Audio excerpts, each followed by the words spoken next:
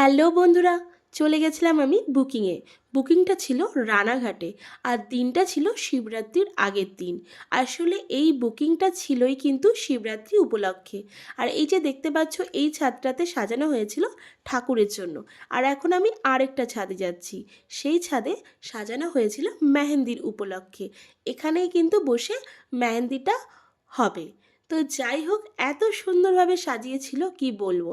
যেমন সুন্দর এদের মন ব্যবহার, তেমন সুন্দর হয়েছিল সাজানো। তার মধ্যে আমি একটু ঢংপং করে নিলাম। যাওয়ার সঙ্গে সঙ্গে এত সুন্দর আপ্যায়ন এদের, কি বলবো। যাওয়ার সঙ্গে সঙ্গেই কিন্তু মনটা ভালো হয়ে যায়। আর এই যে দেখো, ওই ভাইটা নিয়ে আসলো, এই ভাইটাই কিন্তু বুকিং করেছিল এই রাজকন্যার জন্য। আসলে এই বাড়ির রাজকন্যা এনাকেই কিন্তু মেহেন্দির জন্য আমাকে ডেকেছিল। আর কয়েকটা হবে পার্টি মেহেন্দি। মেহেন্দি শেষ হতে না হতেই দেখো কি করেছে, নিয়ে চলে এসেছিল লুচি, তরকারি, পায়েস। এত আপ্যায়ন কি বলবো তোমাদের, আর এত ভালো ব্যবহার। যাই হোক, এই যে আমি মেহেন্দিটা পরিয়েছিলাম, আমার একটু বসতে লেটই হয়ে গেছিলো। আসলে বোনটার মেয়ের পরীক্ষা ছিল, তো সেখান থেকে আস্তে আস্তে অনেকটাই লেট হয়ে যায়। আর আমার বসতে বসতে প্রায় 7:10-15 হয়ে গেছিলো। তো খুবই তাড়াতাড়ি কাজটা হয়েছিল।